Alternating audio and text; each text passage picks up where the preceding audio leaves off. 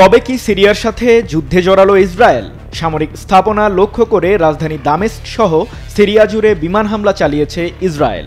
মঙ্গলবার এক প্রতিবেদনে বিষয়টি নিশ্চিত করেছে ব্রিটিশ সংবাদ মাধ্যম বিবিসি।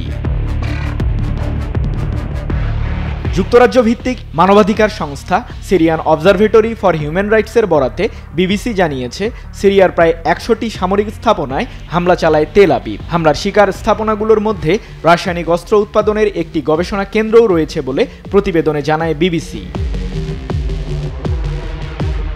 তবে ইসরায়েলের সংবাদ মাধ্যমের দাবি ভিন্ন।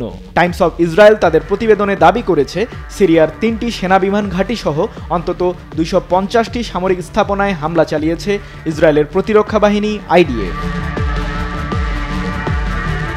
বিদ্রোহীদের হাতে সামরিক অস্ত্র যাওয়া বন্ধে এমন পদক্ষেপ নিয়েছে ইসরায়েল, এমনটি জানিয়েছে বিবিসি।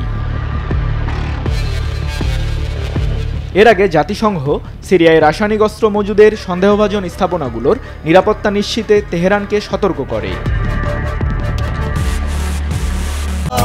এখন এমনই ফুরফুরে মনে থাকবে সবাই।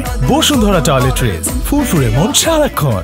২০১৩ সালের সেপ্টেম্বর মাসে রাজধানী দামেস্কে বাশার বিরোধী আন্দোলনে সরকার বিদ্রোহীদের দমনে রাসায়নিক অস্ত্র ব্যবহার করলে অন্তত ১৪০০ মানুষ নিহত হয়। তার ঠিক এক মাস পর এই মারণাস্ত্র ব্যবহার ও মজুদ বন্ধে জাতিসংঘের আন্তর্জাতিক রাসায়নিক অস্ত্র কনভেনশনে সই করে প্রেসিডেন্ট বাশার আল আসাদের নেতৃত্বাধীন সিরিয়ার সরকার। এদিকে প্রেসিডেন্ট বাশার সরকারের পতনের পর সিরিয়ার পরিস্থিতি পর্যবেক্ষণে সোমবার জাতিসংঘের নিরাপত্তা পরিষদের বৈঠক অনুষ্ঠিত হয়েছে। সৃজন মাহমুদ, নিউজ 24।